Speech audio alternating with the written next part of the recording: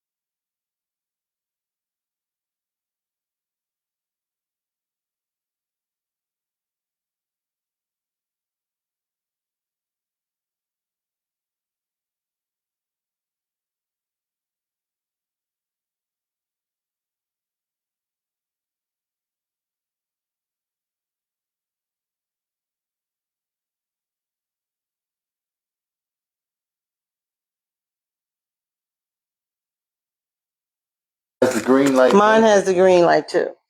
What about now?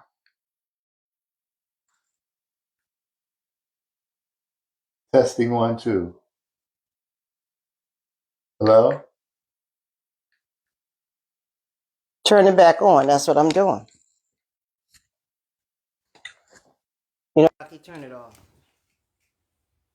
What about now? Can you hear us now?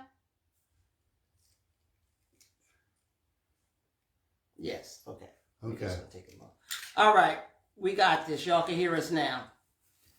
All right, y'all. Well, y'all know I always have technical difficulties. I was trying to be fancy with the freaking daggone microphones, and I guess I ain't got it yet. But anyway, y'all know I said this is Dr. Reverend, right? Yeah, Reverend Doctor. Reverend Doctor.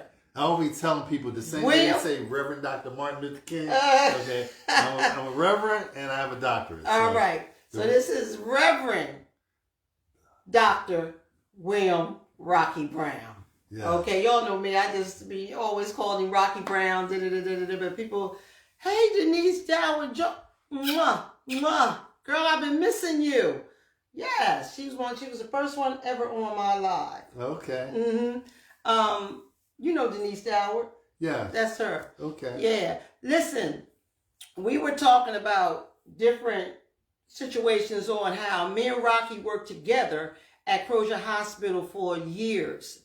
You know, and he was awesome and he was great there. He's going to tell you a lot more about the things of his experiences and what he done, but he was great in drug and alcohol, the drug and alcohol department, you know, along with myself. And I don't know where we left off from what we was talking, because we were just rolling. Y'all know when I get on here, we just be rolling. You know what I mean? Well, one of the things you wanted me to do was to talk about how I ended up in the field of drug and alcohol. Absolutely. And so let's go back to that. I was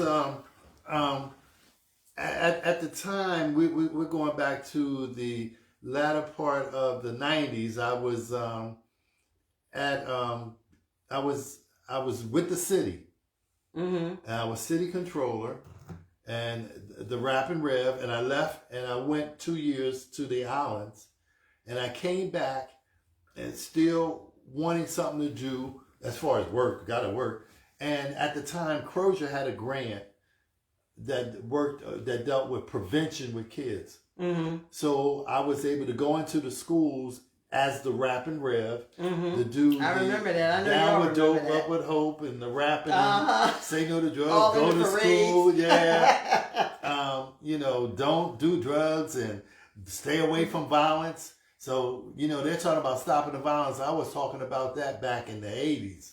You know, fighting that. Yeah, it's a long time ago. Yeah. Mm-hmm. So, and they still have the same issue. So I was able to be hired to do this grant to go to the different schools. The grant ran out, and then they said, well, you have degrees, so we can help train you in doing intake when it came to people coming into the treatment for drug and alcohol. So I did intake for a minute, and then they were saying, well, maybe why don't you try this and try that. Before I know it, I was certified in drug and alcohol, gambling, co-occurring disorders, professional diplomat. Listen to and that. then we added on in there, since then, anger management. Anger management. And so that's what I'm basically doing now. I'll do some, it's funny, I do intake now on a personal basis for people who have a DUI out of Chester County, but are undocumented immigrants.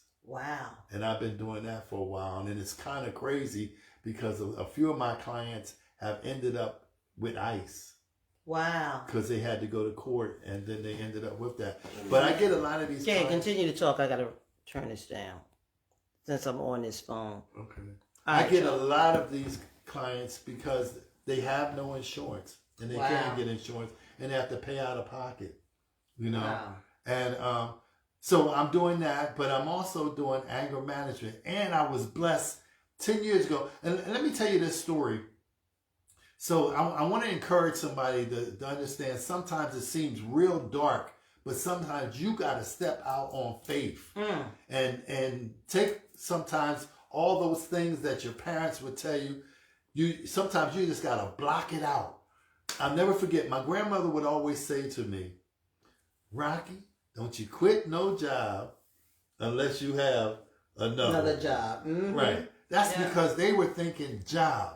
They weren't thinking entrepreneurship.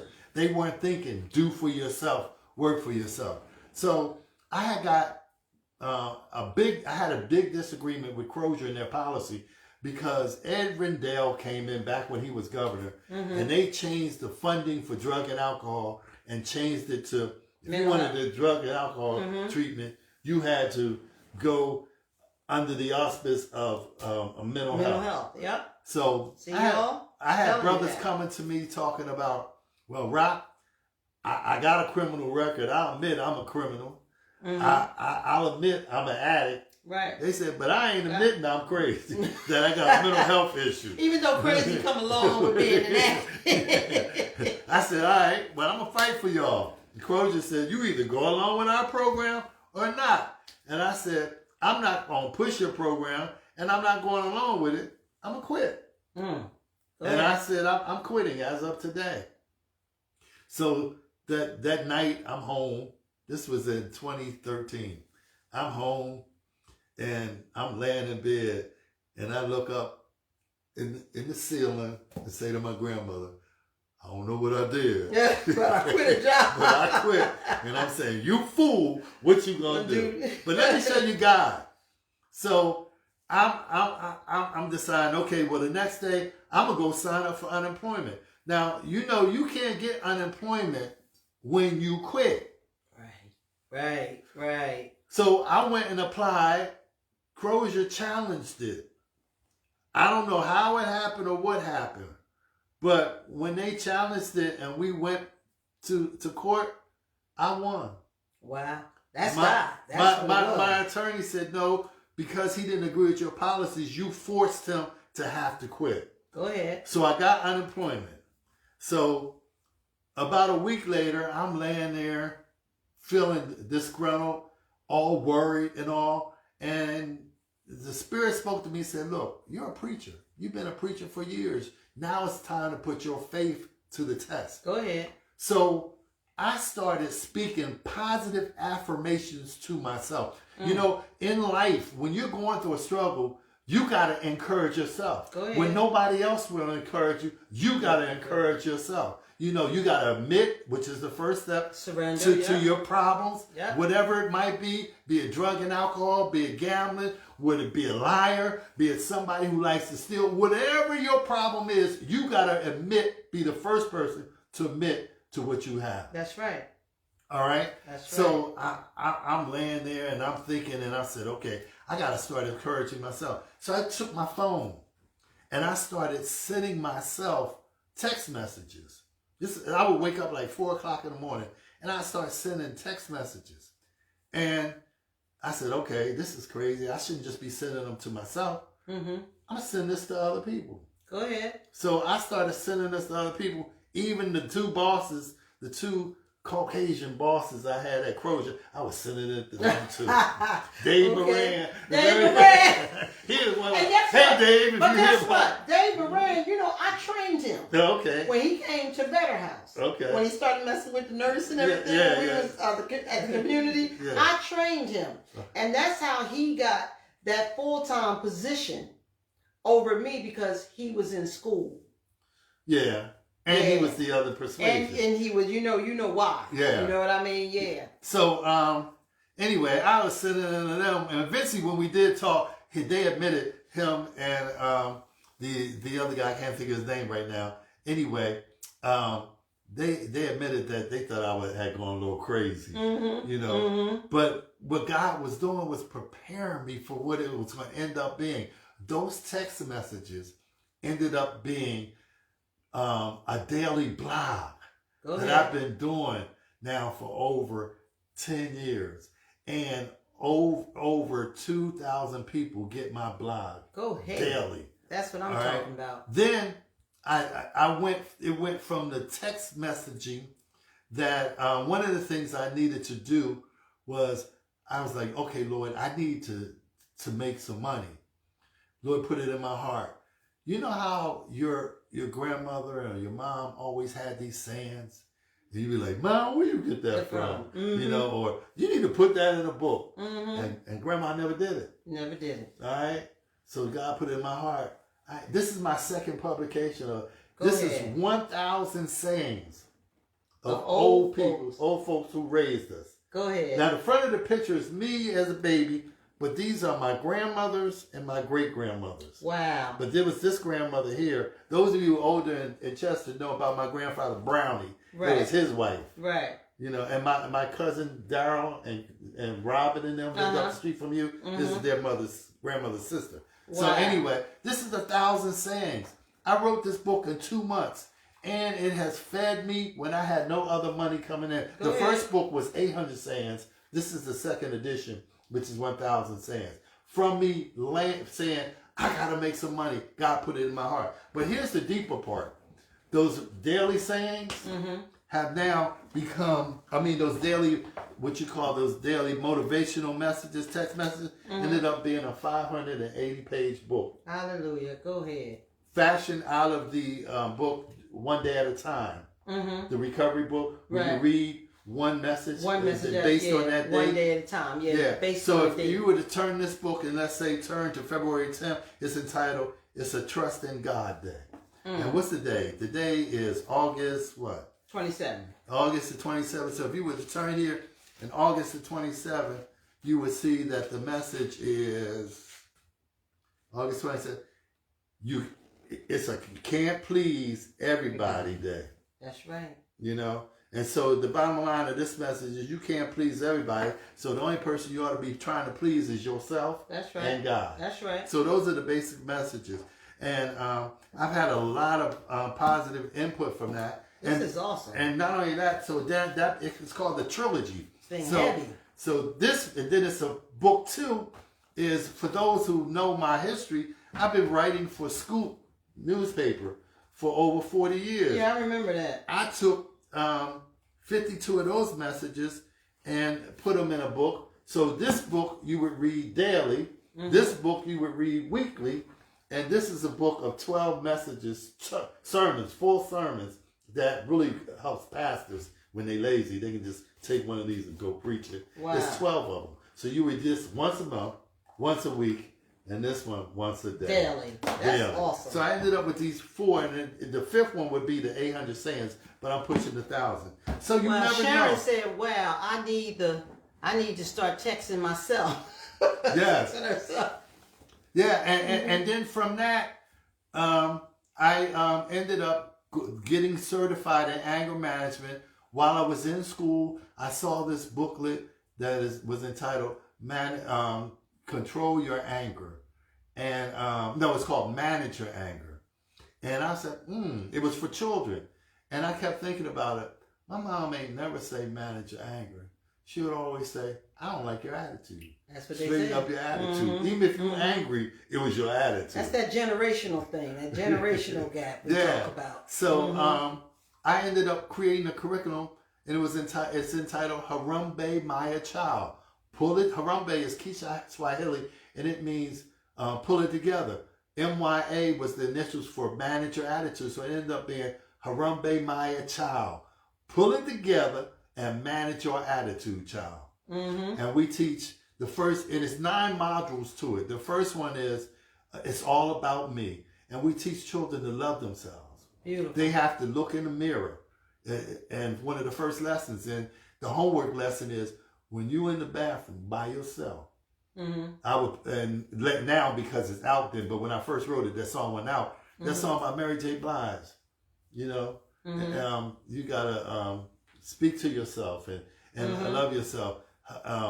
What's that song called? She was Good doing morning. addiction. Yeah, good Mary J. morning. Blige Yeah, did. good morning, gorgeous. Good I morning, would tell the gorgeous. girls, you gotta say to yourself, good morning, gorgeous, and the boys say, good morning, handsome.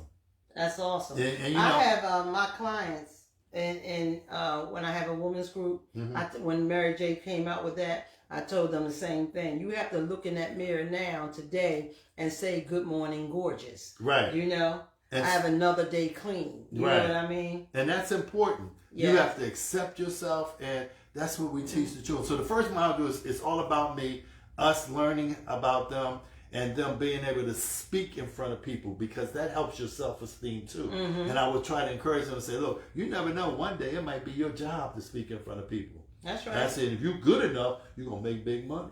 And you know, that's awesome, because you have to start with the children. You know what I mean? I always talk about the generational gaps on how things was, and you know how we took them to another level, and then now our kids taking things to another level, and how we are losing our kids. You know, attention and education and being somebody, knowing that they are somebody, queens and kings. You know, all that. Yeah. You know, and we have to have a way of you know, putting this, letting our children know that they are somebody, and the things that, you know, society have out here for them is not what you have to choose or become, you know, a part of. You know, that's where I went wrong in my childhood coming up. I chose society. I thought what was out there was going to make me, because I like what I saw out there.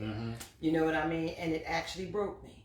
Yeah, you know? so we go from the first module is all about me, learning about themselves and pushing them to love themselves. The second one is respect. That was the Biggie. We did a whole month on all this. Biggie. Respect. And I would teach them how respect can keep you alive, but disrespect can cause you to be killed. That's right. That's where it's at how them today. guys sometimes. That's where it's at today. As a police chaplain, I would be around when some of these guys would get arrested who had shot somebody on there, and one of the things they would ask them sometimes are, "Why do you do this?" And a lot of them would say, "Because he disrespected me." Respect is so important, and I try to teach them. That's the first thing your mom teaches you is respect. Because as a baby, to give you an example, you might do something and your mom smack your hand. As a baby, we all instantly smack her back. She's gonna teach you respect that you don't hit mama. Right? That's respect. That's right. And then, so after we deal with respect, Sharon said respect. Yeah, they even learned the song RESPECT. Find out what it means to me. To the point I was drilling that song in them by Aretha Franklin so much that I would teach the third grade. This is when we started at the charter, because now we're in the public school, starting at the first grade. I taught that song so much that sometimes they would ask the kids when they got to fourth, fifth grade, they would forget that it was Aretha Franklin. They'd say, well, who wrote that song? They say, Dr. Brown. And I'd be like, nah, it was Aretha Franklin. She sang it, but Sam Cooke actually wrote it. Yeah. You know? So we talked about respect. And then after respect, after your mom teaches you respect, the next thing we talked about was manners. Go ahead. How to treat other people. How to be respectful to other people. You know, it's good manners to speak in the morning to somebody, whether you knew them or not. That's right. You know, it's good manners not to talk back. You know, because you expressing yourself, I know in my generation, you know, these young kids want to express themselves, but when my generation, that was talking back. Mm-hmm. You know, and you know, you didn't question your mom. It's because she said so. That's right. Well, respect was back then. Right. We lost that level of respect. So, and that's why we try to teach it down in this curriculum. And then the next thing we talk about is emotions, understanding the various emotions, feelings, you know, because all of us have feelings and emotions. But the issue is, how do we learn how to control them? And so we try to start with the younger ones to teach them all about it. And then by this time we're in January, and by the time February we're going to get deep into Black history, because if you understand your history, you'll have a sense of pride. You know, exactly. And you know, a lot of people say, "Well, I ended up on drugs, or I ended up doing this because you know this happened in my life and that happened in my life." Boy, if we were weak people, then our ancestors in slavery would have been on drugs, because ain't nothing tougher than that we going through now. That's right. There's nothing tougher than that it was back then. And so we deal with that, and then the next thing, emotional intelligence. That's on point, Sharon. And then the next thing we talk about with them, the next month we got into anger, and not anger behavior, triggers. Oh wow. Things. Y'all hear this? Everybody's in recovery. It's just like these kids are in recovery. You know what I mean? And that's really what it sounds like to me. It sounds like they are in recovery, because everything that you're saying is how myself as an addict and all the people who are in recovery and we have to go through these very same levels. It's yeah. What makes you angry, makes you want to use. From it's the a trigger. You started with step 1, surrender. It's like he's going through the 12. Remember, this is a drug and alcohol counselor writing in an anger management curriculum. So some of us going to be awesome. That is awesome. Yeah. I'm loving it, because I'm following it. Like, it's like, wait a minute. Yeah. Hold up. Because there's certain triggers. That's step 5. But wait a minute. After the triggers, then we're going to talk about anger behavior. Go ahead. Behaviors of addiction. Go ahead. Same thing there, behavior. Same thing. And then I say to the kids now, I give them a whole list. And I said down, the older you get, the less of these anger behaviors should you do. Prime example. On one of them it says, you get mad, you roll all over the floor. And I would say to them, that's what little kids do. I said, imagine if your grandmother got mad. Roll all over the floor. You be talking about that old woman crazy. I said, so as we mature in life, certain things we shouldn't do. That's right. And even as adults, you know, we do things we shouldn't do when it comes to anger. You know, and so an anger behavior could be, I'm angry now, I'm going to get drunk. Yeah. An anger behavior could be, I'm going to hit one. I can't deal with this emotion. I can't deal with this. That's why we dealt with emotions first, and then we started dealing with the triggers, and now we're dealing with the behaviors. And then after that, then that's when we start talking about prevention. We talk about control. We talk about being able to cope with things and deal with our anger that way. The same way with drugs. You know, Sharon said, as a behavior health patient, I know triggers all too well. Right. Yeah, I know that's right. Me too. Right. And then after that, we close out the year or close out the curriculum with positive affirmations. You got to speak positively to yourself every day. Go ahead. Because this world is crazy and things will come at you. The enemy will come at you to take you off your dean, take you off your platform, take you off from doing what you should be doing, because he's not happy. That's right.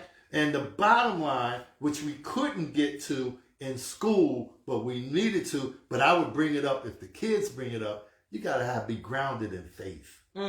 Anybody that I know that has extreme long-term recovery has a relationship with God. Yes, indeed. And if you don't have I'm that, sitting right you're not here going to next to sustain you. yourself. You sure I won't. ain't saying you got to go to church and shout and sit on the morning's That's bench right. and be jumping all around and all that. But you got to have a relationship with God, and you get that by praying. By praying, that's right. Mary Almond said, yes, when I was early walking with Christ, I had to change a lot and followed some of those same ways. He hitting it in the head, Mary. I'm telling you, it's like sitting down here. I'm picking up so much from my lifestyle as well. Mm-hmm. You know what I mean? I'm feeling this, and he's teaching. He was teaching the children this. You know, and what was it? Charter schools. Charter. Now we're at Chester Upland. But And- here's the funny thing about it. I substitute at the charter schools, and the teachers will be like, look, we know we don't have a program here now, but since you substitute in my class, if you got a little bit of time, you can bring up some Harambe Maya.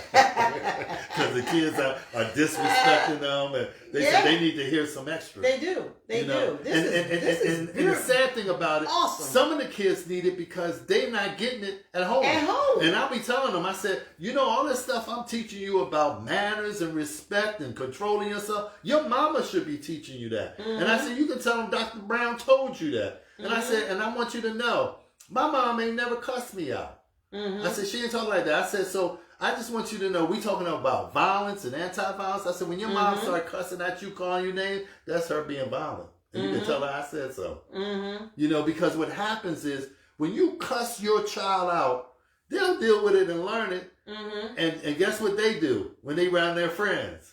They cuss them out. This is what I used to do. I used to think in my early recovery. I used to say to myself, I have never neglect my kids. Like, I'm looking at neglect like you had to beat them. You know what I mean? You had to be beating them and stuff like that. But I never had realized that cussing at them, Mm-hmm. you know what I mean? And continuously cussing at them was neglect.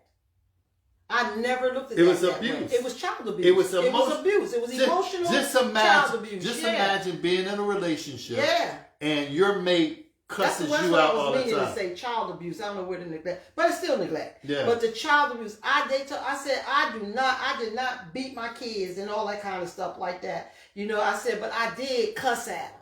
You know, like I never called them MFers. You know, I never called my daughters B's. You know what I mean? But I'll say I'll F you up and I'm gonna kick your A. But these you know these parents do that. But it's all neglect. I mean, it's all No, I'm saying these mental parents- abuse. It's all mental abuse. These parents cuss. Not only that, I mean, yeah. I have had students say to me, my mom said I could cuss as long as I don't cuss at them. Wow. And I said, now your mom's And they giving you probably were permission. younger parents. Oh yeah, well, You know what? Because with us,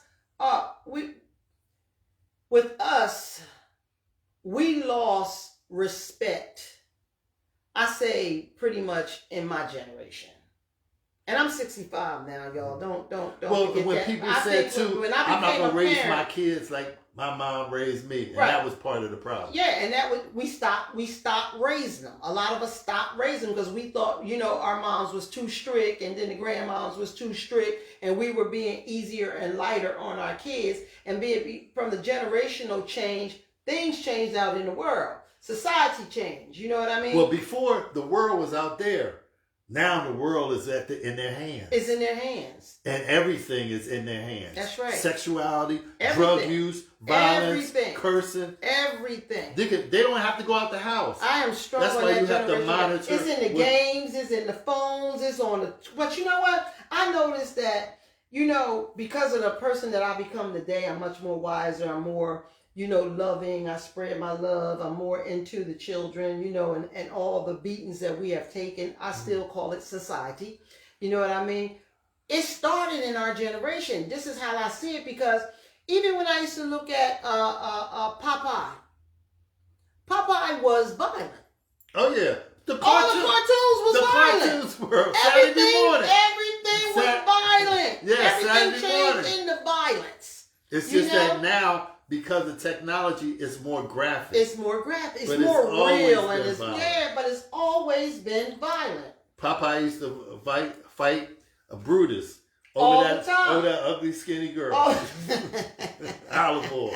All the cartoons was violent. She ain't had no figure. She was ugly. I said, they're fighting over this ugly girl. You need to stop. Kids be done started calling people ugly. See, you.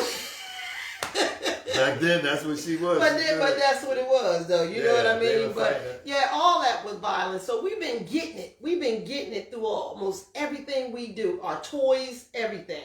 You know what I mean? Until what they set out for us to be has happened. Right. And it came through each generation. I do want to say this, that we need That's to be, how I see it. I do want to switch the paradigm. Some of you might know that on Sunday mornings at 7 a.m., I do guest appearances with Frankie Dorcel on Headlines on WDAS FM. This week, we're going to be talking about cashless bail. We need to understand. First of all, let me say this. Those of you who didn't vote in this last election, presidential election, shame on you.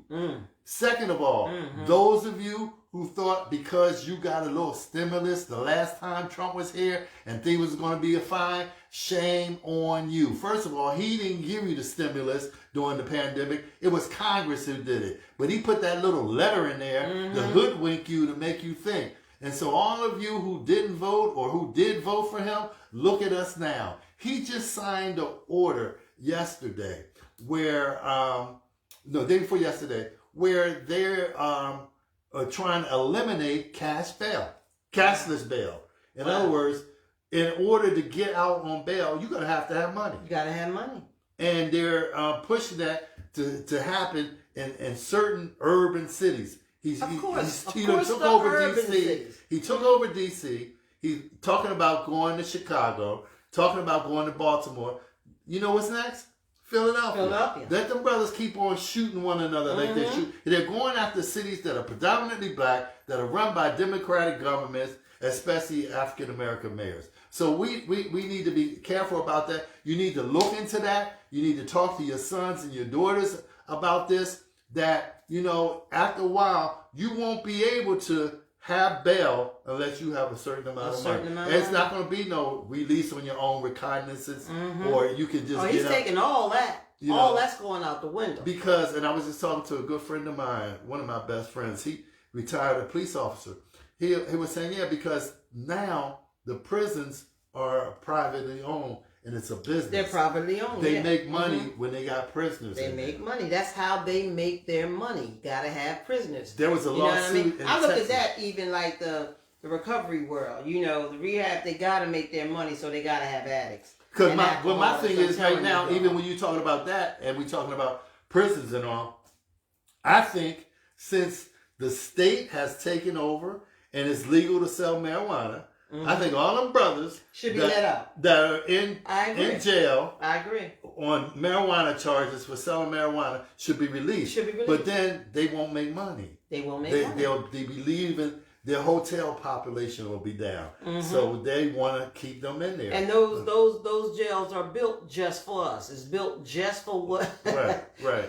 They put them here just us. Yeah. Exactly. So we need to be mindful of all that. I just wanted to throw that out there. If you're selling drugs, if you're using drugs, the rules haven't changed. They still gonna lock you up. The difference is now you might be in a situation where you can't even pay for bail, and you got to sit in there. There were 55 people who died in a Texas prison because they had this cashless bail system and they couldn't afford to pay for bail. They were in jail and they died because they had a certain sickness that they couldn't attend to. They are treated there, and because they were in jail and couldn't get out, they died. And we both know working in the system in jail, the meds is just, oh gosh, the food and everything is just horrible.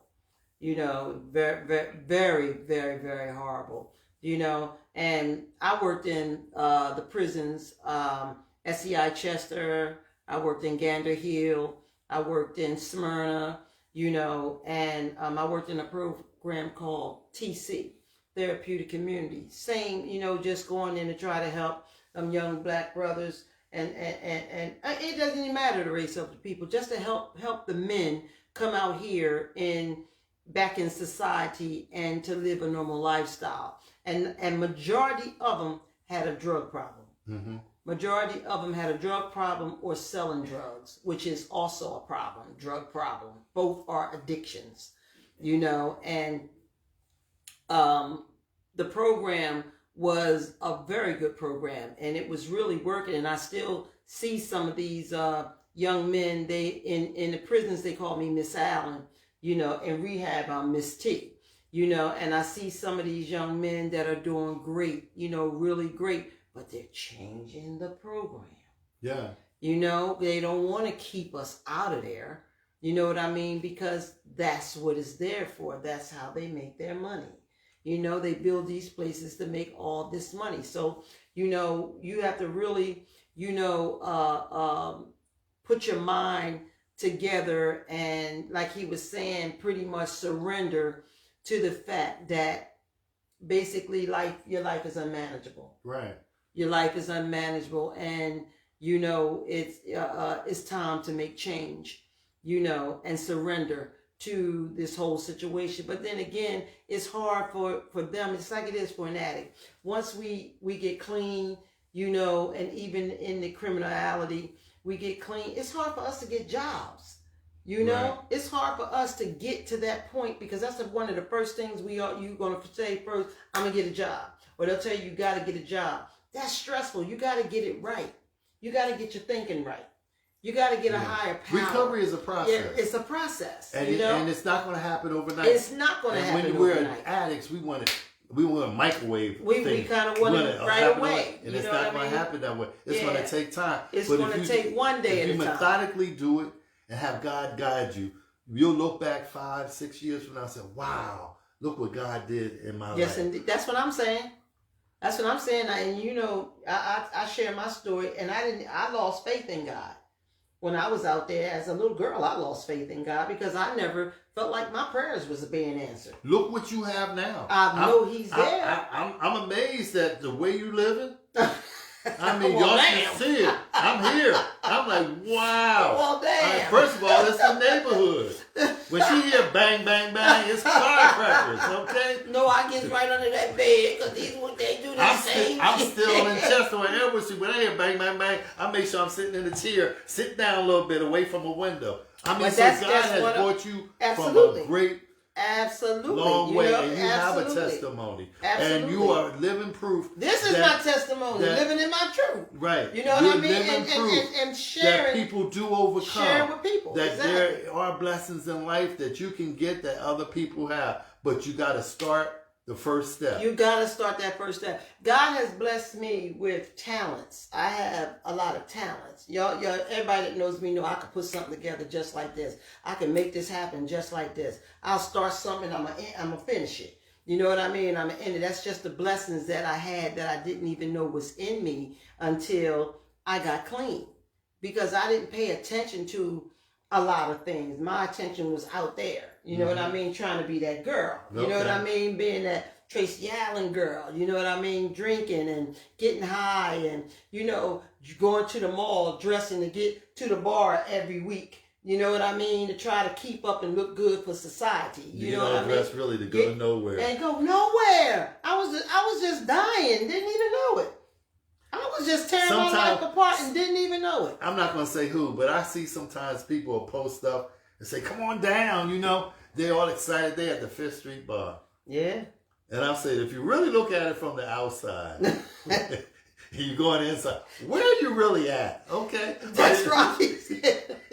Yeah, I'm talking about it. I said, y'all talking about, you at the Fifth Street Bar? I'm like, dang, they're not at the Taj Mahal. They're not down at the casino for a big show. Taj Mahal ain't no different because they give you free liquor. They crazy. They want you lit up in there so they you are not at this big fabulous place. Yeah, but they thinking small, and I'm just like, but to people it is because it's city and this is what they know. You know what I mean? But there's a world beyond that. It's so much of a world beyond that. I was listening to this sister the other day. She does this thing on Facebook. I don't want to really point her out. Hey, but she was saying, she said, I'm driving all the way from the east side down to the west side. Well, Chester's only 4.5 square miles. Well, It's a world beyond At least that. she drove. In my addiction, I walked that.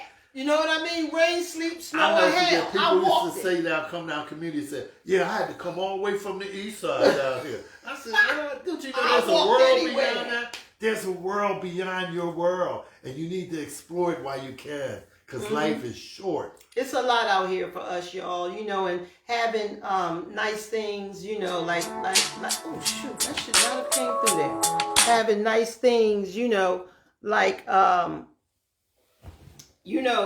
being blessed now and being grateful. I was always blessed. It was me who was blind, and it was me who made wrong choices and decisions and allowed drugs and alcohol and society, you know, to be in my way and get in my way. And like I say to all the still suffering addicts and alcoholics today, even people who don't drink, don't drug, that's still stuck in an addiction or a world of confusion, you know, it's out here for all of us. It really is. We just have to want it. And we have to, like he said, find that higher power.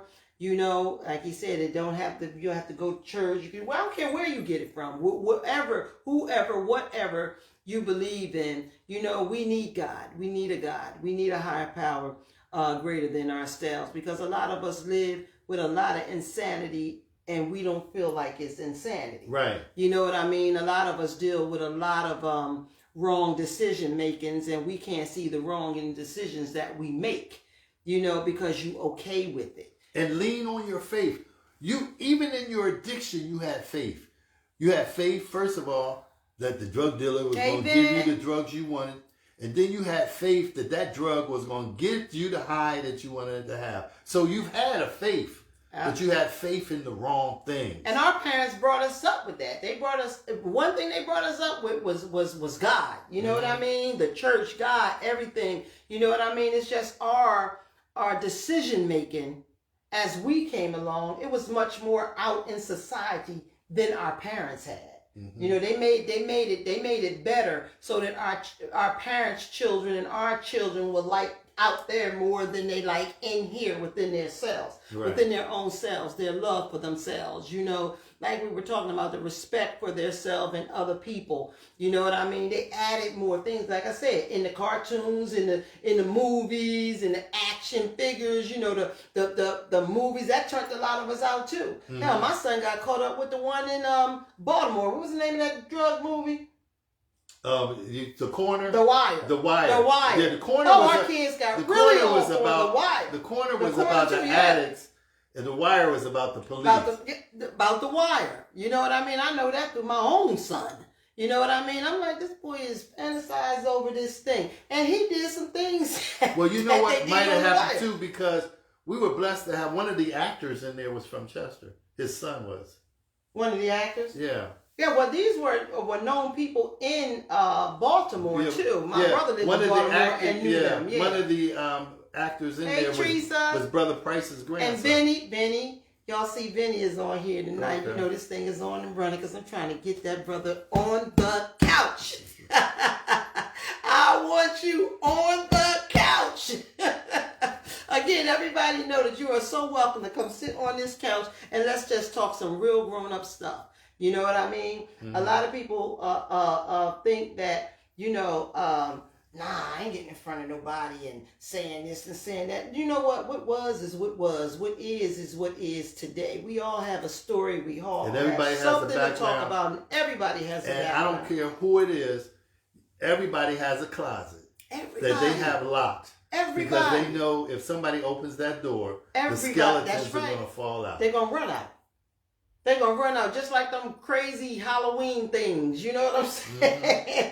You know, that's another thing. They had us all messed up in Halloween and all that stuff. All them doubles and God, you know, demons and all that stuff. Y'all, this is funny, but this is real. You know, out here, this is what they do in my neighborhood. If you want to give out candy, right, you got to have your light on. Everybody got a light outside. Okay. You got to have your light on and stuff. Now, all my neighbors surround me with goblins, demons, and all kinds of stuff. Well, I keep my light off because I don't want to give out all that stuff and be all involved in all that stuff. Not today. That, you know, as coming up, making wrong choices, believing in all the stuff that was presented to me in my childhood, and Right. coming up, you come to believe in all these things. But it ain't nothing but wickedness. Right. You know what I mean? Demonizing. I mean, they go all the way out. You have big, giant demons all outside. I mean, this place be lit up. Yeah, because y'all got all these big yards. and Oh all my that kind of God, stuff. I don't get involved. I guess they know me. I guess they know she don't put up Christmas decorations no more, nothing. I just don't think there's a need for it. I'm just not into it anymore. But when I was, I never used demon and goblins. I always used, Positive. you know, positive Right. stuff. Superheroes. Yeah, pumpkins and, you know, different stuff like that, because that affects our children. It affects grown-ups. Mm-hmm. It affects grown-ups, period. You know, I've already got a demon inside my daggone head that I got in remission. You know, today, that disease is cunning, babbling, and powerful. Y'all know I can't talk nothing about that unless I'm bringing in that disease. You know what I'm saying? Because it connects with everything. I don't care who sits on this couch. You know, addiction and recovery and positive and negative. You know what I mean? Yeah. Choices and decisions is in everything. You know what I mean? So I learned so much, like everything that you talked about earlier. Some of those things I never even really got into, but I am going to start getting into it because I'm learning something from you. Okay. You know what I mean? And I'm not ashamed to my game, you know, on anything, because I don't know it all, you know, because I don't be getting into a lot of stuff. I'm more into God putting my heart more into helping people. Okay. You know what I mean? Versus back in the day and stuff, I'm going to fight people. Right. You know what I mean? I'm going to do all these things, you know, but today I have no room for those things anymore. You know what I mean? Because there's so many people that's out here suffering like me, like I was, you know what I mean? And I thank God that I learned how to listen today. You know what I mean? So I could hear, like I heard so much from you. You know what I mean? Just sitting here these very minutes. You know what I'm saying? And learning something. You know, I definitely want one of them books. I think that is awesome because I heard all my steps in everything that you were saying. I really did, and the way that you conformed that's and brilliant. And it came out of crisis. That's me brilliant. laying in bed. That is 4 brilliant. o'clock in the morning, saying, "All right, I called my grandmother, Mother dear. What I'm gonna do? What I'm gonna do?" And she basically said, "When you stop crying, pick yourself up and get up and use those tools that you have. You got education. The tools. You know, you got education, and step out on faith. You know, you don't." One of the things that I needed to learn was I didn't need a job. I needed to create a skill that is marketable. And if you're in recovery, if you are dealing with a criminal record, all you need to do is to create a skill that's marketable. And once you create that skill, you're going to make money. You're going to be able to take care of yourself, take care of your family. When you get a skill like plumbing, when you, electrical work, painting, or you have a talent that God gave you, such as Tracy has, of decorating, things of that sort, the world will come and pull you out because your skill is so good. And that's what you need to learn on. Where I was being stymied was the fact, in the back of my mind, my grandmother would always say, you don't quit a job until you have another one. job. Right. That's why I was at Crozier a year before I quit, miserable. I wanted to leave. I said, I'm getting older. And each day I was getting older and I was still there. Because I was afraid to step out on faith and use skills that I had. Or develop other skills. Yeah. The anger management came after I left Crozier. You know? So it's never too late. You know, for those of you who know me, my next birthday I'll be 70. And I'm still excited about the things that I'm doing. That's great. That's great. You look really good. And you really do. Just not saying that. Yeah, but I'm working. Because we tell truth. I'm having a great I'm having a great time what I'm doing. Things have popped up into my... I never thought that I would be weekly on WDAS FM, especially coming up. That was big time. That's right. We you know, and be that's best famous friends with a sister like Frankie Dorsell that opens the door. Another thing that I've learned in life, if you are the richest person, if you are the smartest person, if you are the biggest person in your circle, you in the wrong circle. Mm. Because they all sucking on you. Mm. You need somebody in your circle, at least one or two people that's doing better than you. That's right. That I can agree help with that. pull you up. We were just So look having at that your circle. conversation. Look at your Mhm. circle. So if your circle is comprised of you and underlings, then you got a problem. Angela said, I believe God has given us all a skill. Some just do not know how to utilize their gift. I can agree with that too, Angie, because like I always had the skills that I have. That's Angie, Angie, that's Angie McKenzie. Yeah, my Eastern Star sister and my D9 sister. She's AKA, yeah. Hey, Rabia, and everybody. That's Rabia. Rabia had put a shout out on Facebook that she was in the hospital and sick. Send her some stars, please. And I'm glad you're able to show up, and some prayers. Yeah, we got to put prayers up for Rabia. That's one of my besties. Matter of fact, me and Rabia met in the prison system. Me and Rabia met working in SEI Chester. I thought Rabia was somebody I went to school with. And when I walked up to her, she didn't make me feel any different. And we just talked and we just said, you know, a little thing, sat down and ate together. And me and Rabia have been friends ever since. I love you though, Rabia. I call her Miss Ahmed and she calls me Miss Allen. Yeah. But we had to you know, speak that way right in the prison system. Yep, I we love do that. it. We do that. How many in years school has too. been, Rabia? Got to be like about almost 15 years now. Yeah. Mm-hmm. So and everywhere I went, Rocky, to get a job, I brought Rabia right out too. We was working in all these different recovery places together. She's also awesome. She works with homeless women, and Rabia has several different titles herself. You know, one day we'll have her on here and she can share her true strengths and hopes and, you know, her heart and how she helps everybody. This is what I'm saying, y'all. Everybody has something they can share to help the next person. right. You know, everybody has something they can share when that will help people identify themselves. You know what I mean? That they never thought that it was in you, or I did this or I did that. You know what I mean?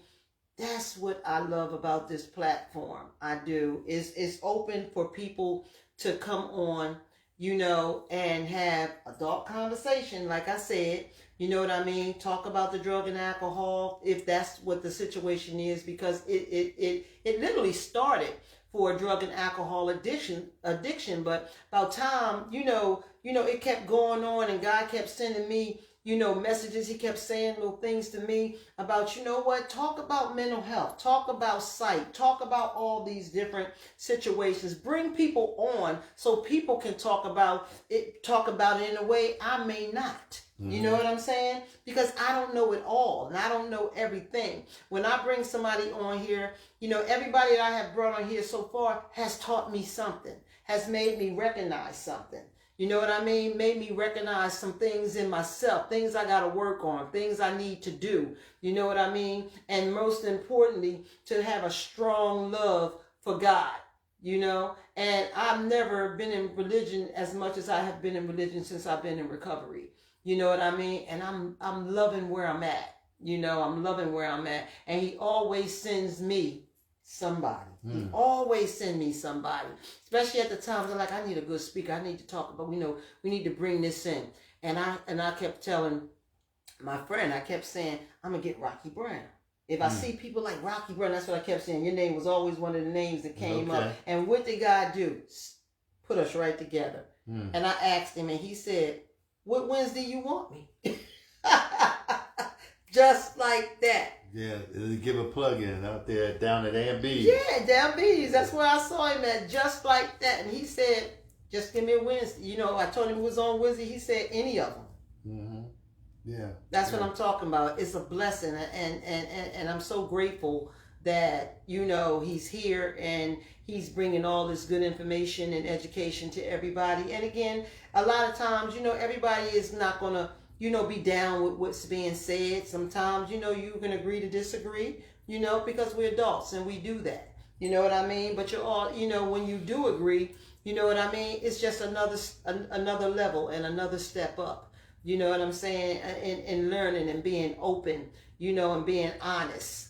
This is what this show is all about. It's about, being authentic, and being that and some of us still don't know who we are yet. Mm-hmm. You know what I mean? Like you said, them closets got to get opened up. You know what I mean? And some people, I hope that, I can be inspirational to you as far as bringing my truths out about drug and alcohol addiction.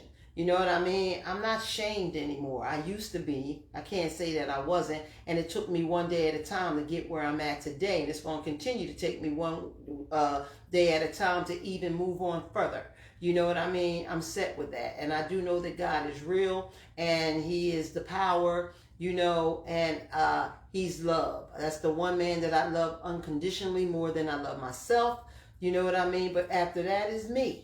I had to learn to love myself. I thought I did, but I truly didn't. Right. Now that I'm learning myself and finding myself, you know what I mean? My love for me is getting stronger, stronger, and stronger, and it's making me able to love others. Not only that, once you really love yourself, then you can create the person that you like. Absolutely. Look, loving yourself in my world, y'all, where I'm at today, love is a high. It's a high to me. But I'm saying to take it deeper. After you love yourself, then create the person you like. Yeah, well, yeah. See, that's what part of this is. Loving me is just accepting me right like I am. Flaws and all. Liking me, when pushing me to the point where I like myself, means I got to make some changes. Whereas I'm a better person. Gotta make changes, and I really like them. To give an example. There are people in our family we love, but we don't like them. That's true. All right, there's some Negroes I love them, but I don't like them. But if they change, I can love and like them. So the first step is to love yourself, because love yourself enough that you want to change, but then be the person that people like. Right. And that's exactly of what I'm saying. We probably saying it in a little different way, but this is my interpretation of love. Love is beautiful when you love yourself. Love is phenomenal when you love yourself from the world I come from. You know what I mean? I didn't even know what love felt like, but I know what it feels like today. You follow what I'm saying? And in order for me to have gotten to where I'm at and gotten better, to help me through those 12 steps. Okay, because y'all know I live for the 12 steps of Narcotics Anonymous as well as Alcoholic Anonymous. You know what I mean? It taught me how to love me. There's 12. I had to learn. There's 12 steps what love was. And Gambling Anonymous too. Yeah, I know it is. This is for there's everybody. 12 steps for any. They got 12 steps for a little of everything. Yeah. You know what I mean? A little of everything. Because like I said, my 12 steps I live for, as I die for today. My 12 steps taught me love. It taught me how to love me first. And I could not do anything different than what I was doing until I learned to love myself first. You know what I mean? Not before God, because that was first. But when I started working those programs and God helped me to restore my sanity through the 12 steps of Narcotics Anonymous, that's how that worked for me. And I can only explain love in my world as my first hit was cocaine was phenomenal. You hear what I'm saying? And did I feel it once. But this love that I live, I feel daily. I feel it all the time. It's a beautiful, beautiful, beyond phenomenal.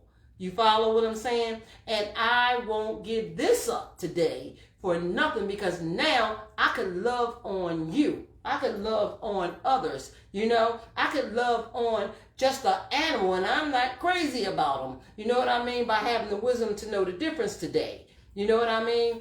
Love is an emotional feeling when you recover. I'll say that. From any addiction, any type of mental health. You know what I'm saying? it is phenomenal, and only you can explain what that love feels like to you. I'm telling y'all, mine, I ain't giving it up. Not today, I'm not. And I wanna continue to love and love strong and love hard. I do that for me, and I don't let anybody get in the way of it. I don't. I don't let anybody get in the way of it. And sticks and stones can break my bones, but names don't hurt me. Right. You know what I mean? What you think about me don't hurt me. What you think you know about me don't hurt you. Hurt me, because I can sit down and tell you about me. You know, that's how much I love me.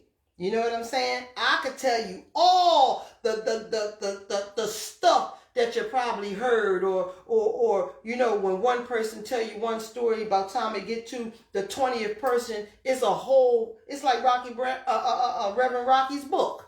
It'd be 556 pages. You know what I mean? When I could tell you in one or three words, you know, this is this, this is that. But I can't tell anybody how to love. I just know how surrendering, getting honest with myself, finding God in my life has brought me to a love that I just feel high every single day. Mm-hmm. You understand? And it don't cost you nothing. It don't cost me nothing but prayers. With a hangover. It don't cost me nothing but prayers, and that's right. I don't wake up with a hangover. I wake up with thinking about how to love you more and more and more. I'm broke. Yeah, hey, I can be broken. I'm talking about waking up the next day and you broke. Oh yeah. Oh, from the drugs and that. Look, I couldn't keep a penny. But changing my lifestyle and changing my thinking was the most important thing. One of the most important things was changing my thinking. That's how it got me to understand what loving myself and loving you and loving God is all about. You know, we get high, and some people think that, you know, we just stop using the drugs or the alcohol. That's just one part of it. You know, the hard part is to stay high. Stay clean. Stay away from the behaviors. Yeah, it's to stay clean. We now you have a dry drunk or dry ass. Yeah, exactly. And I know several people that's like that. You know what I mean? But I also learned how to live and let God, because in some of our addictive behaviors, you know, you still can't talk to people. Mm-hmm. You still can't say much to people. Then some of you may be dealing with this, and some of the people that you know, some of your loved ones or the people that you're around that have addiction, you know what I mean? It's still hard to get through to them. You know what I mean? Because they're still not out of the tunnel that I talk about. You know, they're trying to get out of the tunnel, you know, and the storms got a little lighter, you know, and a little lesser, but you still got growing to do every day. You still got growing to do one day at a time. And changing the thinking is one of the hardest part. It's actually harder than putting the drink or the drug down. Right. This is why people do what they call relapse. You follow? And they relapse in religion. They relapse in everything. You know what I mean? What I know today, I can sit down and have a conversation with anybody, all due to the 12 Steps of Narcotics Anonymous. Everything we do is learned behavior. Absolutely. And that's why I'm always shun or push against people who, let's say, go to court for anger management. And that's a behavior that you've developed over some time. Dealing with behavior, anger management, all that. Yep. So you go into courts and they say, do this anger management program.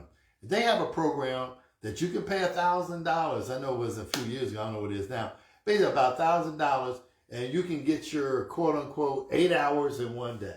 Mm-hmm. But that doesn't solve the problem because it's a learned behavior. And so you have to learn how to behave a different way. And that doesn't happen overnight. It takes time. It's a daily process. Yeah. One of the first things I've learned when I was in with this part of this organization I'm in, called, I'll put it this way. One of the key words in this group I'm in called the Eastern Stars, that they teach, one of the first things they teach you is to have patience. And that's one of the things I teach my kids in the anger management we say that all the time, program. Y'all. Patience. Kids get angry because they don't have patience. They get mad because they don't have patience. You won't get it. Just be patient.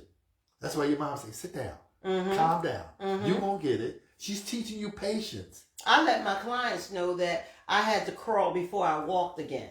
You know, so I tell them recovery is all about crawling before walking. Right. You have to have the patience to get through each step. Mm-hmm. You know what I mean? To get through to the puzzle that's in your head that's broken up in all these pieces. You got to have patience to put the pieces back in the spots where the piece go to build your puzzle all over again. Basically, you got what I'm saying? Yeah. You know what I mean? So it definitely takes, it's dealing with everything. And everything that you talked about earlier in this conversation was like you was just going through the steps. Did you put that together that way? No, Or do this is the first time. This is the first time I explained it, and you put it together for me. I learned something from you. That okay. When I did write this, when I did write this, that all that was in my mind because I'm still have my certifications. I still keep them up. That's all. That's what we say about the 12 steps. Narcotics Anonymous and Alcoholics Anonymous. It's not a religious program, but it's based off of religion. Well, that's what Bill and Bob did. And they based it off you gotta of have religion. faith. You gotta have faith. You gotta have faith. You gotta come that's to believe. Yeah, thing. you gotta have God. Yeah, I don't care what the city was. It is not God. If it's a tree, it doesn't matter to them. That's why they say it's a non. Now Tracy said tree. I ain't say tree. I'm saying tree. I'm saying a pole. I'm saying anything in our world. I'm saying the thing. The man upstairs. Well, I know it's the man thing. I ain't saying no tree. My choice is the higher power, but when I told it gives you that option. I had a client used to say that. It helps people. I used to tell him no. You can't. I told him no. They used to say I was wrong. I said no. Yeah, you was. You need God, not no tree. No tree. All right. And we do, because that's what I come to believe in. You know what I mean? Before I didn't. Then you know what I mean? But I found him, and that was my choice. When they used to call him God. I said, you was a fool as an addict. Now you being a fool in recovery. The tree can't help you. All right. You need something. I'm gonna disagree with that. And the reason why I disagree with that is because in recovery and the steps and the options that they gave us to help us to restore our sanity, some people like myself, when I lost total contact with God, you couldn't tell me God did nothing for me.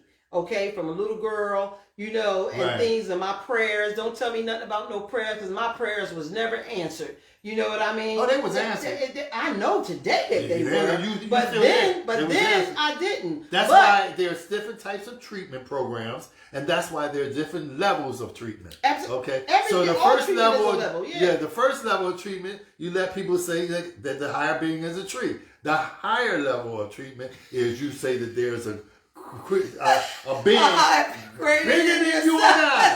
Exactly. Bigger than you and I that created this world.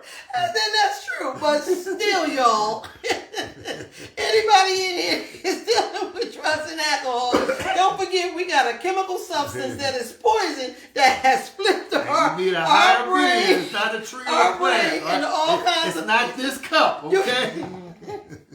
If you want it to be the cup, you can let it be the cup. For a minute. You can let it be a cup for a minute. Believes in. But when you're ready to really get clean and stay clean. Hey, some people do change, and you know what? I ain't say go to church. What works for one may not work for another. Y'all know what? Y'all know what I'm saying? So, recovery and Alcoholics Anonymous and Narcotics Anonymous. Bill and Bob was the founders, the ones who created this whole thing, this whole platform, and they seen fit that this needed to be said and done and equally put this way. You know what I mean? To understand the real deal of it. You know what I mean? And it has worked for millions and billions of people today. Without them, creating this and coming up with this, just like those books you got over there, they're awesome. You know what I mean? And when they say, when you start something, they say change is constant, nothing constant but change. And through the generations of belief, you know what I mean, to believe in these, because people have to believe in that too. You know what I'm saying? Like you do. You and never, you know what? But if you had have told me when I was in high school that I was going to be an author and write books, I was like, you crazy. You man. crazy. I was like doing the work. I never thought that I and was then when a I saw junkie, that y'all, but I I ended up being one. 500-something-page book. Yeah. I never thought that I would do drugs. Now, I have a problem with selling them. You follow what I'm saying? Mhm. You know, but I never thought that I would become a junkie, you know, and I used to call people junkies, you know, which is a curse word. It's just disrespectful to a person who's out there suffering, you know, from an addiction. It's a difference now, and I can see clearly now that the What's rain they is saying? gone. Bring them on camera? I don't know who they saying bring on. Oh, the books. Is it the Yeah. books?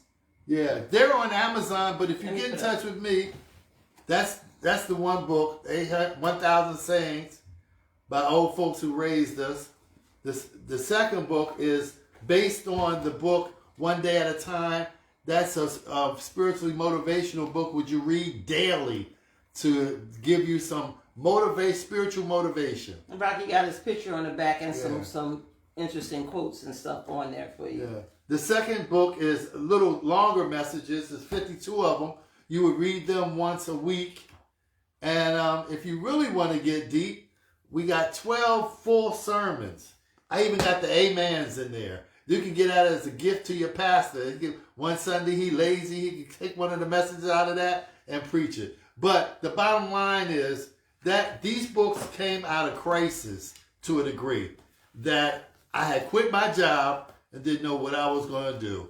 And they were based on me doing text messages, And motivating myself. And this book saved my life, helped save my life. It's called it's called the Narcotic Anonymous book for all the still suffering and addicts and alcoholics today, and the family members that need, you know, to understand our sicknesses. You know, it's stories that's shared in here because this is how we got clean. Yeah. You know, through two men, like I said, Bill and Bob, who And shared they their wrote, story. their book is called And The Big Book. Their book is called The Big Book, yes. And For they also AA, have yeah. AA, Alcoholics Anonymous. Now they even have CA, you know, for Cocaine Anonymous. They had So that back it's then, growing. when I was It's doing growing. All of it is growing. And it's it's opening up a lot of our eyes. A lot of our eyes. And thinking of books, I'm going to share this one again. This is the Grief Unfiltered book. This is by Kat, you know, Williams. She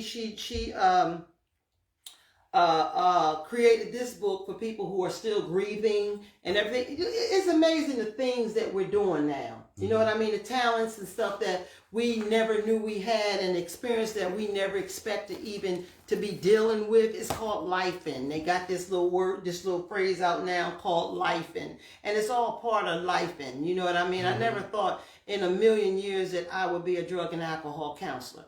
Never even would have been interested in something like that, you know, but because I walk the walk, you know, today I talk the talk, you know, and it's a good talk, not talking about nobody, but trying to help people, you know, find themselves, and release themselves from the demon, disease, DISCASE, you know what I mean, and living that life of DIS/EASE. You know, that was something that I just came out my mouth one day. Mm-hmm. And I wrote it like that one day. And it helps me to help people to understand, you know, the life of addiction. Right. The life of disease, to get to know how it works, what it is, what it do. You know what I mean? It's nothing but the devil and the demon. I can't stand it. I hate it. It makes me sick. Truly sick. I hate it like with a passion. But once I learned how to listen so that I can hear, and now I can see. This is why I heard everything you were saying about your books. I definitely won't get them. Mm-hmm. You know what I mean? Because it works part of my life. Is that saying we have to finish soon? Do we have a time limit? Because I have something I wanted to say before we close out. No, we're good. What time is it? It's 8:20. Oh, we good. So we've been. We always on here like this, y'all. Let him know. We always on here like this. We do it till we do it. You know what I mean? And when we finish, we finish. All right. I didn't know because I know on radio we got limits and stuff like that. Well, this is Tracy Allen living in my truth on here, y'all. And this is my family that's sitting here listening. And I'm going to let you know there's a lot of them that came up with their names on this thing tonight. Because sometimes they lay back and don't really put themselves out there like that. This technology new for me. You know, I'm an old person. It said finish. I was like, okay, what that mean? You know. That's when I'm done. I'll just push that. Oh, okay. This is finish. This is really my first time doing a live. It's comfortable. It is so comfortable on this live. I used to be, when I first started, I started with the 12 steps, right? And I used to be sitting right over here in a stool. But I was nervous maybe for the first, probably like a good 8 minutes. I've been calm, cool, collectors ever since. You know what I mean? And Yeah. everybody that comes on be like, I'm nervous. I don't want to. They say 15 words And and it's on. You know, because they comfortable and it's a very comfortable audience. You know, and family. I call them my family. You know what I mean? They come on, they share this post, and this post post this live, and it's just growing and growing and growing. So y'all don't forget to share, push share when we are done on here, you know. And I had, let me say this to you guys real quick. It's a lot to keep this live going through Facebook. Everybody will give you, you know, different scenarios and everything. Like, girl, you can get paid. Girl, you can do this. You know, you can do all of that. That wasn't the reason that I came on live. I came on live because God asked me to deliver the word that I had that I could help you with drugs and alcohol. Recovery is about, I'm getting ready to say that, about giving back. I promised my higher power that if he saved me, that I will always give this back. And this is going on 39 years of this. You follow or what I'm saying? Because I've always been helping people to learn how to save their lives dealing with drug and alcohol addiction. But the stars and all of that, if you can send stars, please do. You know what I mean? That's all a part of this thing. Y'all got to have this and be into this to really understand it. And you know I'm still learning everything about it. Please send the stars. I don't care if it's just the 20 cents, whatever it is. But that helps boost up the monetizing and the raisings of getting to have the level to be on here to where we are. You know, if I don't get these things, you know that they're looking forward to. You earn this level of Facebook. You earn it. You know what I mean? And I have to put out money too, you know, for this, you know, in order to get the boost and get everything. This thing is crazy. You know, it ain't nothing free. Y'all know that nothing is free. It's always something that comes along with this. You know what I mean? So one segment I said, look, y'all, I'm not worried about them lives and all that. But right now, I do need to be worried about the lives. I mean, the stars and all of that, because that's all a part of being in the level of where Facebook Live allow you to grow. Right. You know what I'm saying? So if I don't keep up with the levels, I lose a lot. You know what I'm saying? I lose a lot, and I start losing the numbers. The numbers will start going down. So, you know, I'm just asking you guys, if you do, you do. You know what I mean? If you don't, you don't. But I would appreciate it, you know, if you did. And if you like her, you should support her. And as some say, we say as preachers, put your money where your mouth is, all right? Bless her. If she's blessing you, then you ought to bless her. And I'm going to close with that because I have to get back into the other world. I'm in a fantasy world, y'all, right now. I'm in a fabulous home. I'm in a great neighborhood. He going and I have to go back to reality, you know, where the God wants me to work, you know. And going too far. I just want to say, Tracy, I thank you for using your talents. I do want to say, I was talking to a friend of mine today, and I was telling him that I was coming down here to do your live show, and he said, "Oh yeah," he said she did a function down the lodge, and he said when I came in there, I didn't even know it was the lodge because the way she had decorated. Yeah. So continue to use your talents. If you want somebody to do some decorating for you, Tracy is the one. You know, take care of folk who are homegrown. Charity, my grandmother would say, charity begins at home. So bless her. She has the talent, you know, because Uncle Charlie is selling ice. It don't mean Uncle Charlie's ice is colder or even better. All right, some of you will get that later on in the market, what I'm talking about. But what I'm saying is support her because she supports you. She's homegrown, and we need to bless our own. God bless you. Thank you for this opportunity. Thank you for coming on. I enjoyed myself. I had gave fun. me some insight as to you what gave I me was some doing. Insights. That's what I was looking for. So and you gave them some insights. I hope you know, send some hearts, y'all, if y'all agree with what I'm saying, so we can give him applaud. I like to applaud. I can't hit my heart button because I'm on the live on this TV. But send some hearts, y'all, so we can thank Rocky for being on, coming on with us, sharing his strengths and hope and all the information and education that he dropped on us today. I don't see no hearts, y'all. I don't know if it's my phone or y'all not sending hearts. You know what I mean? But y'all know I love the hearts anyway. But something's moving up the top. I don't know if that's the hearts. I have no idea. Rocky, I never even saw all those people like that up there. Okay. You know, so I'm not touching it because we on. Right. You know what I mean? Right. I'm not touching it because we on, and it never blanked off, and I just kept it just like it is. And hey, Steve and Venus, how y'all doing? Jackie, what's up, my sister? You know, normally I'll go through here and I'll shout everybody out, but I think let me see if I can do some before we go off so Rocky can see some. Rochelle, thank you. Michelle Wright, thank you. Kim, Sharon, thank you. Beverly, thank you. Hey, Bev. Reginald Morris, Angie McKinney, Norman Jackson, Rabia. Thank everybody for coming on. Veneer, Teresa Palmer, Renee, Charles Miller. Look at all these people that came on here. Erica was on hear there. You. Erica's on here. Lisa Walker. Lisa. Mary, that's Holy City in the house. Lisa. So was Bev. Bev was on here too. My sister Diana, Mary Ahmed, Dee Dee Starkey. Is a whole lot more. See, y'all, I just can't get it to roll y'all down. was more Tracy, buddy. My sister Tracy. That's right. Yo, that was Tracy. That's right. But y'all, look, I appreciate everybody coming on. I'm sorry I couldn't get through all the names. My little hookup wasn't working too well today, so I had to do it on my phone. Normally I can keep up with everybody's name.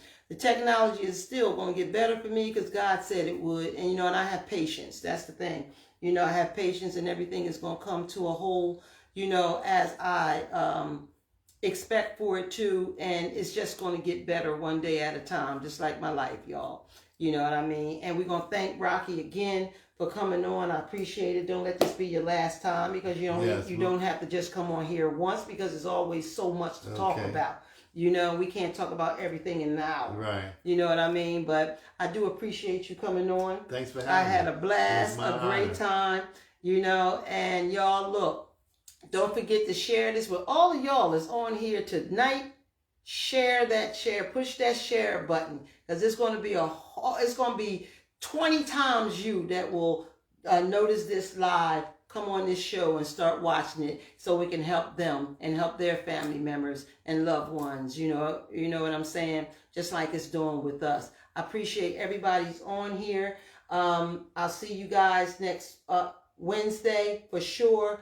But I have a special live that I'm going to bring on Tuesday. So be prepared for that. It's called Testimony Tuesday. Ha! Testimony Tuesday. And my girl, if you on here, you gave me that idea, because that's what you told me coming on Real Short Monday was Testimony Monday. But this is going to be special, and I can't wait for it to come on, and I'm going to put advertisement up for it, to give you all a little reminder. But Living in My Truth, far as the drug and alcohol addiction, will be on Wednesday as well. Like I said, this is a special episode, and I'm just going to name it and call it Testimony Tuesday. Okay, so I'm going to go, y'all. I'll see y'all Tuesday, as well as Wednesday. Have a great night. I'll stop this, cut this off with the serenity prayer. God grant me the serenity to accept the things I cannot change, the courage to change the things I can, and the wisdom to know the difference. God bless. God's will. All right, y'all. Thank you.